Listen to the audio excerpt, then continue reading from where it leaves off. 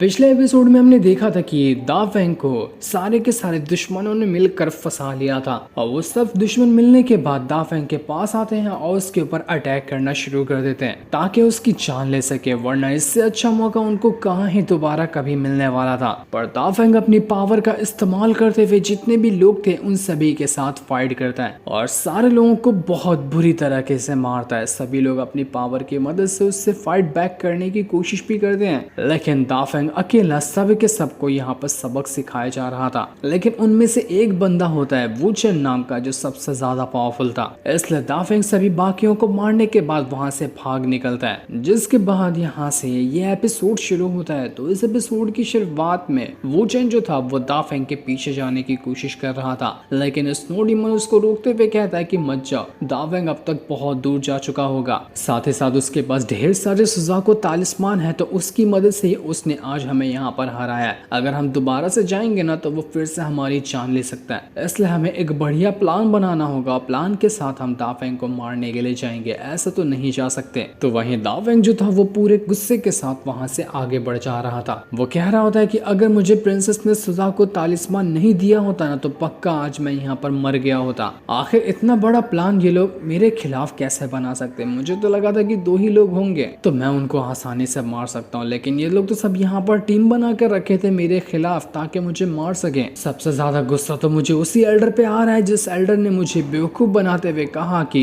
सिर्फ snow demon यहाँ पर अपनी पावर को रिकवर करने की कोशिश कर रहा। अगर उसकी बातों में मैं आकर यहाँ नहीं आया होता ना तो ये सब आज कुछ होता ही नहीं। मैंने उस एल्डर के बारे में जानकारी भी निकाली और मुझे तब जाकर पता चला कि असल में वो एल्डर तो जेनियन माउंटेन का ही एक एल्डर है और उसने मेरे सामने आकर झूठ कहा कि वो जेनियन माउंटेन का नहीं बल्कि कहीं और से आया हुआ है। जेनियन माउंटेन वालों, तुमने ये बिल्कुल भी अच्छा नहीं किया। तुम लोग आखिर मेरे खिलाफ साजिश कैसे रच सकते हो? तुम तो पहले मेरे सामने गिड़गिड़ा रहे थे कि मैं यहाँ पर तुम्हारे एंसेस्टर जेनरेन की मूर्ति के सामने ग्रीट ना करो। मैंने तुम्हें उस टाइम माफ कर दिया था, लेकिन तुम लोग तो यहाँ पर मेरे खिलाफ ही साजिश करने लग गए ताकि मुझे जान से मार सको। अब बस देखते जाओ तुम लोगों को मैं कैसे नहीं छोड़ता, एक एक कुछ चुन चुन कर मारूंगा। बहुत हो गया तुम लोगों का। वो गुस्से में बेचारे चिकन को ये घसीट के पंच मार देता है कि जल्दी फटाफट से चलना। बेचारा चिकन चिल्ला रहा होता है कि ये क्या किया तुमने? अरे यार कोई गाड़ी नहीं है, तुम मुझे मारोगे तो मुझे तकलीफ होगी। दाफेंग आगे बढ़ते हुए उसे जेनियन सेक्ट की तरफ ही बढ़ते जा रहा था ताकि जेनियन की जो मूर्ति है उसके सामने ग्रीट करते हुए उसको आज तोड़ ही दे। लेकिन जैसे वो वहां से आगे बढ़ा था वहां पर वही लड़की आ जाती है जो कि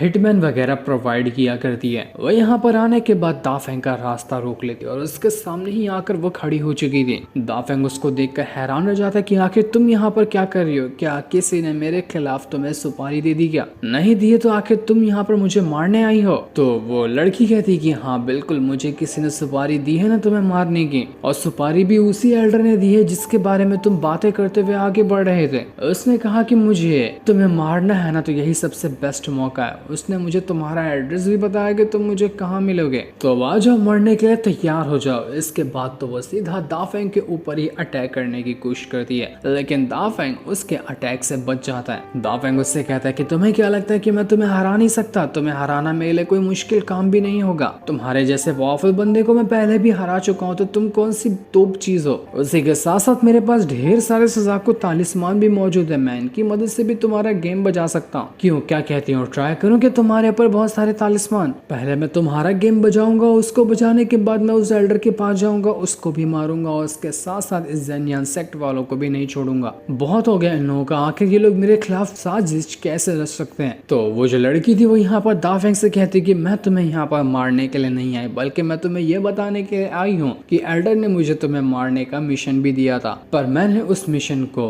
रिजेक्ट कर दिया। एक दूसरी लड़की थी जो तुम्हें मारने के लिए आई थी, लेकिन मैं यहाँ पर आई थी उसी लड़की को रोकने के लिए ताकि वो तुम्हें नुकसान ना पहुंचा सके। मैं तुम्हें बचाने के लिए आई थी, ना कि तुम्हें मारने के लिए। ये सुनकर दाफेंग एकदम हैरान रह जाता है कि क्या सच में? तो फिर तुम मुझे बचाने के लिए क्यों आई? मैंने तो तुम्हारा कुछ ना किया है, ना तुम्हारा फायदा किया, ना तुम्हारा नुकसान किया है, तो फिर तुम्हारा मुझे बचाने का क्या ही मतलब हो सकता है? तो वो लड़की कहती है कि मतलब ज्यादा खास तो नहीं, लेकिन हाँ एक मतलब जरूर है कि मैं तुम्हारे बारे में जानना चाहती हूँ, तुम्हारी स्किल्स वगैरह के बारे में जानना चाहती थी और ये जानना चाहती थी कि तुम कितने ज्यादा स्ट्रॉन्ग और पावरफुल हो। इस वजह से मैंने तुम्हें नहीं मारा। साथ ही साथ मुझे ये भी बताना था कि तुम किसी गलत फहमी में मत रहो कि मैंने तुम्हारी जान लेने की कोशिश की है, सारी चीजें और मैटर को सुलझाने के लिए मैं यहाँ पर आई थी। इतना कहने के बाद वो वहाँ से जाने लग जाती है। दाफ बिल्कुल हैरान कि आखिर इस लड़की को मेरे अंदर क्या ही इंटरेस्ट आ रहा है, लगता है मैं ज्यादा ही कुछ फेमस हो गया, लड़कियां भी मेरे अंदर इंटरेस्ट दिखाने लगी हैं। लेकिन अभी बताओ, यहाँ पर लड़कियों के पीछे पड़ने का टाइम नहीं है, मुझे जाना है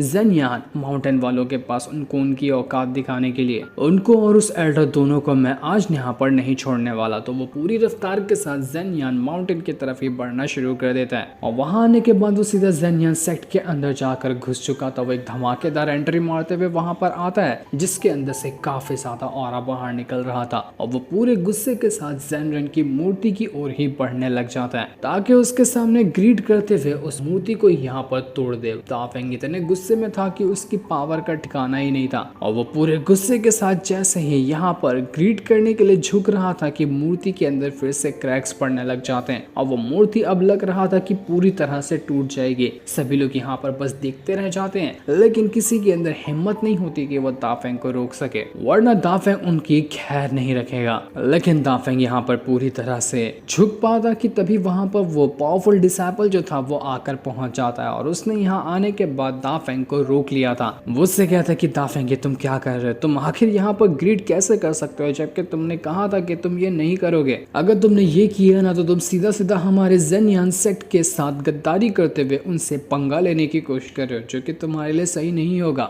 इसलिए जो कर रहे हो अपने कदम पीछे करो और चुपचाप यहाँ पर आकर खड़े हो जाओ। लेकिन दाफेंग तो अपने यहाँ पर पावर को रोकने के लिए तैयार नहीं था। वो उससे कहता है कि जो तुम कह रहे हो ना वो तो मुझे तुमसे कहना चाहिए, क्योंकि तुमने अपना वादा तोड़ा। तुमने कहा था कि तुम हमें प्रोटेक्ट करोगे और आगे से कभी परेशान नहीं करोगे, लेकिन तुमने एक एल्डर को भेजा जिसने मुझे अपने प्लान में फंसाने की कोशिश की और मुझे बहकाते हुए दुश्मनों के इलाके में ले गया। जब तुम इनडायरेक्ट तरीके से मेरी जान लेना चाहते हो तो सीधा सीधा ही आकर फाइट कर लो ना। सीधा फाइट करने में फटती है क्या? मैं तुम्हारे सेट के अंदर आकर वो भी अकेला खड़ा हूँ और तुम्हारा पूरा सेट यहाँ पर मौजूद है। आओ मुझ पे हमला करो, मेरी जान ले लो। अब क्या हुआ? अब डर गई क्या तुम्हारी? डिसाइपल ने भी वहां पर अपनी पावर को एक्टिवेट कर लिया था। दोनों अपनी पावर एक्टिवेट करने के बाद एक दूसरे से लड़ने के लिए पूरी तरह से तैयार थे। ऐसा लग रहा था कि दोनों के बीच में बहुत ही ज्यादा भयंकर फाइट होने वाली है। लेकिन डिसाइपल खुद को शांत करता है और दाफेंग से कहता है कि देखो मुझे साफ साफ बताओ कि असल में यहाँ पर हुआ क्या, तुम क्या कहना चाहते हो ना, मुझे ढंग से समझ नहीं आ रहा। तो दाफेंग उसको सारी चीजें डिटेल में बताने लगता है कि कुछ टाइम पहले तुमने एक एल्डर और उसके बेटे को भेजा था।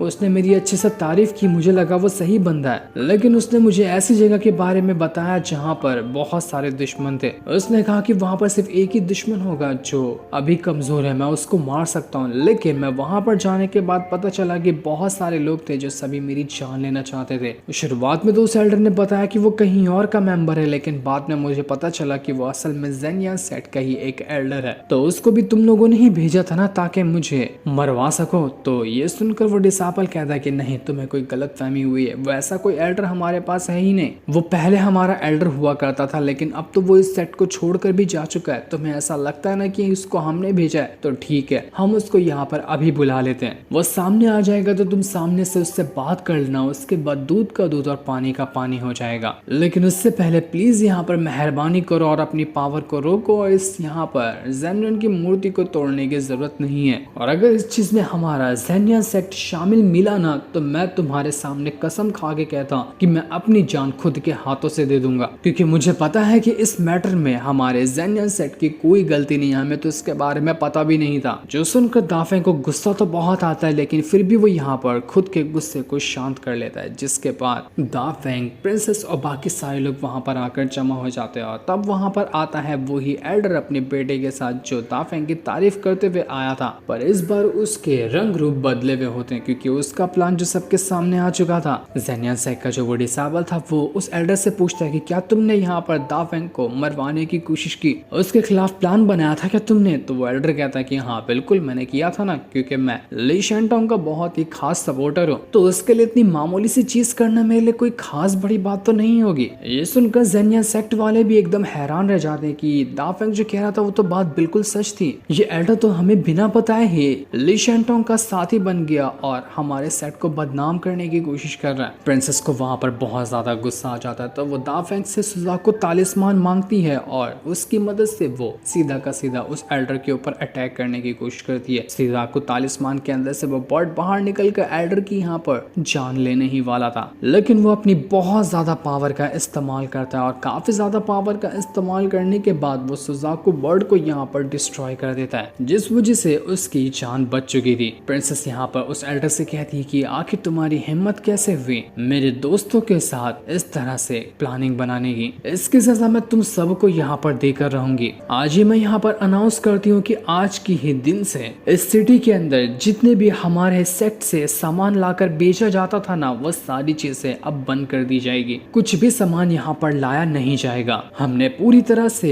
बिजनेस वाले रिश्ते खत्म कर दिए हैं इस सिटी से। ये सुनकर वो एल्डर जो था वो एकदम परेशान हो जाता है कि ऐसा हुआ तो यहाँ पर जितनी भी दुकानें हैं ना वो सब बंद हो जाएगी, क्योंकि ज्यादातर दुकानों में तुम्हारे ही सेट का सामान लाकर बेचा जाता है, तो तुम्हें ऐसा नहीं कर सकती। लेकिन प्रिंसेस कहती है कि जो तुमने दाफेंग के खिलाफ किया है ना, उसको करने से पहले 10 बार सोचना चाहिए था कि उसका अंजाम क्या हो सकता है। ये तो बस शुरुआत है, अभी देखो कि मैं और क्या क्या चीज तुम्हारे साथ करने वाली हूँ। जिसके इतना कहते ही ये एपिसोड यहीं पर एंड हो जाता है। थैंक